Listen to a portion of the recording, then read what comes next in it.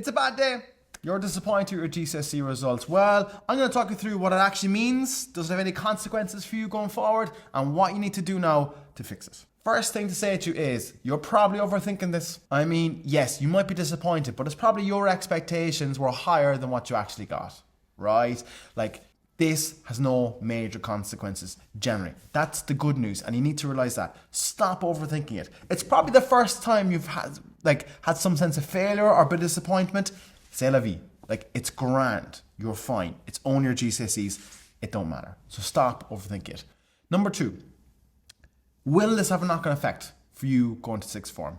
Now, a lot of messages have come to me saying, oh, sir, I didn't get the entry requirements in one subject to go to sixth form. What will I do? Well, the beautiful thing here is a lot of the sixth forms have their own individual requirements. And what I'd say you missed out on getting a grade 7 for maths and you got a grade 6 and you missed out the entry requirements for your particular sixth form.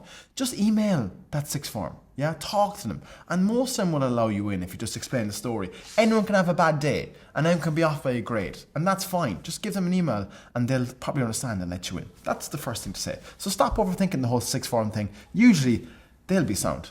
Number 3, should you appeal your grade boundaries? So say you were really needed that one and you've gone back and you've checked that you were so close to getting that next grade boundary. Maybe like 3 or 4 or 5 marks off getting to that next grade. Should you appeal? Well, I guess if you're watching this video and you have that thought in your head, probably is worth it. Like, it's going to be £40 to appeal. If your grade goes up, you get the money back. If it doesn't, the money's gone. That's c'est la vie. That's number 1. Number 2 is I'd say, some of these people who go, should I appeal? Like, should you not just leave it at the door too? You know what I mean? Just forget about it. Like, that's like last summer's work, just drive on to A level. Like, what's it going to do to you? If it's going to change your life, it means you're not going to do a reset in maths. Fine, of course, I'd say to appeal there. Or it means you're definitely getting into your sixth form. Of course, I'd say to that. But if it just means you're a bit happier about yourself because you got, you got a grade 7 and a grade 6 and it means nothing overall, I would just leave it. You know what I mean? What's the point? Just leave it go. And then finally, does this have any consequences for the rest of your life, getting jobs or getting into universities? Look, long and short of this, not really.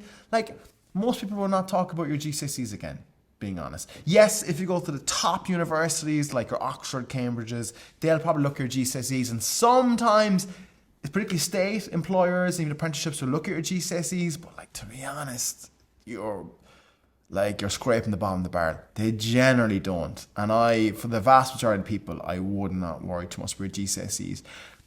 Put it behind you.